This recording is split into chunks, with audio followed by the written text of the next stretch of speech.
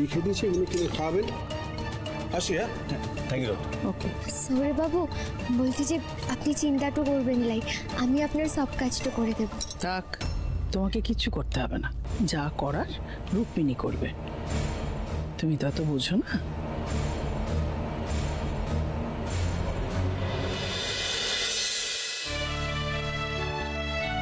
সৌরভ বাবু, আপনার কপিটা। Thank you. বলছি যে হাত তো ঠিক আছে? হাত হ্যাঁ ঠিক আছে। আচ্ছা ঠাম্মি, তোমার লাল চা দাও। আজ না তোমার চায়ে আমি একটু আদাটা দিয়েছি, খেয়ে বলো তো কেমন হয়েছে। আচ্ছা বলছি। বিনু, কাকাইকে ঘরে চাটা দিয়ে এসেছো? হ্যাঁ। আচ্ছা।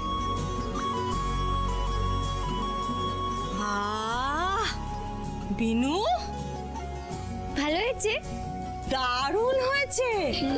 মা, আমার কিন্তু বিনুর হাতে চায়ের অভ্যেস হয়ে যাচ্ছে। কাল একদিন চা পাইনি, সারা দিন ধরে আমার মাথাটা টিকটিক করে ব্যথা করছিল। উফ, দারুণ হয়েছে বিনু। চন্দনা কোথায়? চন্দনাকে দেখছি না। আরে ও ভোর ভোরই তো বেরিয়েছে বাপের বাড়ি যাবে বলে। ও, এত ভালো খবরটা আগে বলবে তো, এত খুশি বলছো। ভালো খবর তো আমরা এনেছি গো ছোট বেয়ান।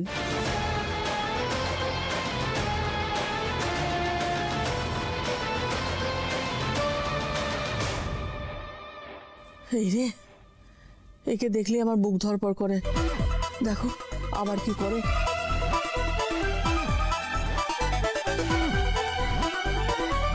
এই দুলাল, কি বলেছিলাম তোকে?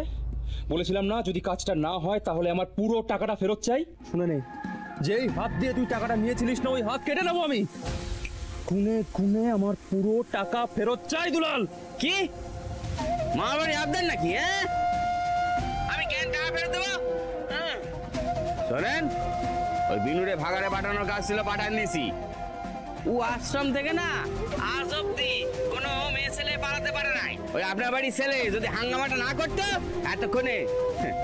এতক্ষণে বিনু পগার পার হয়ে যেত ওই আরো মুলুকে।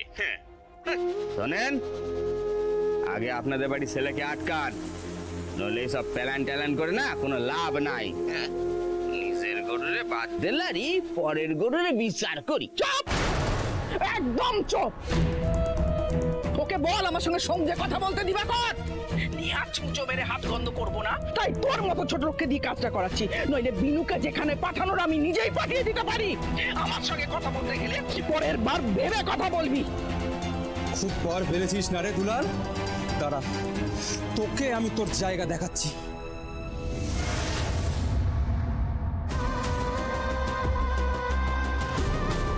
হতচ্ছাড়ি কণ্ঠিদারির জন্য আর কত ছোট লোকের সঙ্গে মুখ লাগাতে হবে কে জানে। আমি আর টলারেট করতে পারছি না আন্টি। অনেক হয়েছে, অনেক হয়েছে। প্রত্যেকবার তোমার একটা একটা করে প্ল্যান ফ্লপ করেছে, আর তুমি পাল্টি খেয়ে বিনুর সামনে কৃষের কাজে ভালো সেজেছো, আর আমাকে একা সমস্ত অপমান সহ্য করতে হয়েছে। তুমি আর পারছি না, ডিসগাস্টিং। শোনো, আমি আর তোমাদের গেস্ট রুমে থাকবো না। আমি আজই আমার সমস্ত জিনিসপত্র নিয়ে বাড়ি চলে যাচ্ছি। রুক্মিণী, রুক্মিণী শোনো আমার কথা, শোনো। সবুর করো রুক্মিণী, সবুর করো। সবুরে নেওয়া ফলে কত সবুর করবো আন্টি, আমি তো আর পারছি না। তোমার বাড়ির লোক পিঠ পিছে বিনুকে হেল্প করছে, আমি তো বুঝতে পারছি।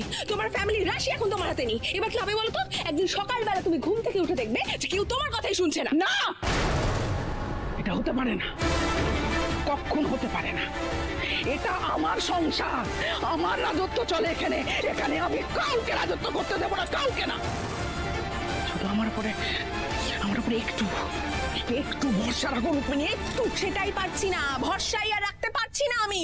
অভিনু মা, হা করে দাঁড়িয়ে কি দেখছিস? হ্যাঁ, মুখে যে কথা সচ্ছে না তোর। ও মা গো, বাবা জীবন, বলি তোমার হাতে কি হয়েছে বাবা? আসলে মাসি ওনার, আমি অসাবধানে পড়ে গেছিলাম। ও আহা গো, বালাই ষাট। অভিনু, বলছি বেয়ান কই? হ্যাঁ বেয়ান, ও বেয়ান, একবার দেখাটো দিন কেনে, বলি কতদূর থেকে এলো। মাসি না? ওয়ান্ডারফুল। বাস ঠাম্মি এ না এই থাক থাক থাক থাক থাক বাবা থাক। দিদি ভাই কেমন আছিস তুই? হ্যাঁ, কতদিন পর তোকে দেখলাম, কি মজা। বলছি যে মাসি এদিক তোতে এসো কেন? বল। বলছি যে তোমরা দুজনে মিলে একান্ততে চলে এলে, মেসোর কাছে কে আছে গো? তোমরা ওই অসুস্থ মানুষটাকে এখানে একা ফেলে চলে এলে? হ্যাঁ ও মা, সে কি কথা? মেসো নাকি অসুস্থ? না তো, তোর মেসো তো একদম ঠিক আছে। ঠিক আছে? হ্যাঁ। সে আবার কেমন কথা? দুলাল মেসো আমাকে যে বললো সে। দুলাল? তোর সাথে দুলালের দেখা হয়েছিল বুঝি? দুলালদা আবার কোনো ঘাপলা করেছে মনে হচ্ছে। পরে আমাকে জানতেই হবে। ছাড় তো সব গ্রামের কথা। অভিনু, তো সাউরিকে ডাক। কি ব্যাপার আপনারা এখানে?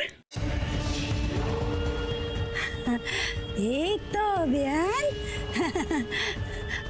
আরে বাবা, আমি তো আগেই বলে গেছিলাম যে এই বাড়িতে কিন্তু আমাদের আসা যাওয়া থাকবেই। মেয়ের বিয়ে দিয়েছি বলে কি আর এই বাড়িতে আসা যাওয়ার কথা ভুলে যাব? তাকে তার জলে ফেলে দিইনি কো। হ্যাঁ মানছি আপনি খুব ব্যস্ত মানুষ, কিন্তু তাই বলে তো মেয়ে জামাইয়ের দিরাগমনের কথা আপনি ভুলে গেছেন। দেখুন, দেখেছেন তো, সেই দরজাল মিঠুকেই মনে করানোর জন্য এখানে আসতে হলো। না না বাবা, আমাদের মনে ছিল, কিন্তু ছাড়ুন তো মাসিমা ওসব কথা, আমার সব কিছু জানা আছে।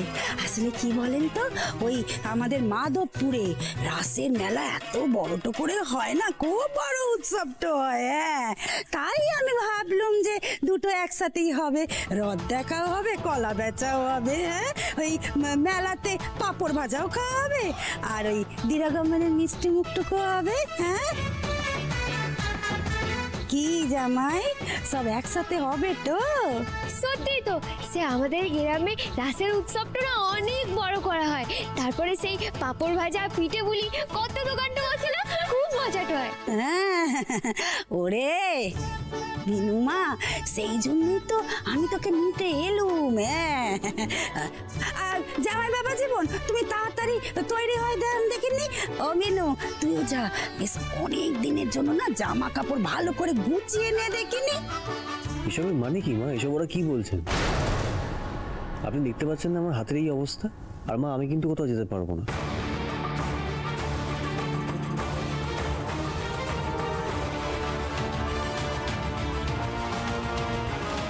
ও মা, বাবা জীবন, এ কেমন ধারা কথা? দিরাগমনের আচারটুকু তো করতে হবে নাকি? সেটা তো আর ফেলে রাখলে হবে না। মা, আমি অত জানি না, আমি আমার হাতের কথা বাদই দিলাম, কিন্তু আমার কলেজের অ্যাসাইনমেন্ট আছে, আমি কোথাও থাকতে পারবো না। সরি। এক্স্যাক্টলি, তুই কোথাও যাবি না কৃষ। তোকে এই অবস্থায় আমি কোথাও যেতে দেব না। এই মেয়ে, বলি তুমি এত মুখটি নাড়ছো কেন? হ্যাঁ, তোমাকে এর মধ্যে ঢুকতে কে বলেছে? এখানে গুরুজনেরা আছে, তারাই ঠিক করবে জামাই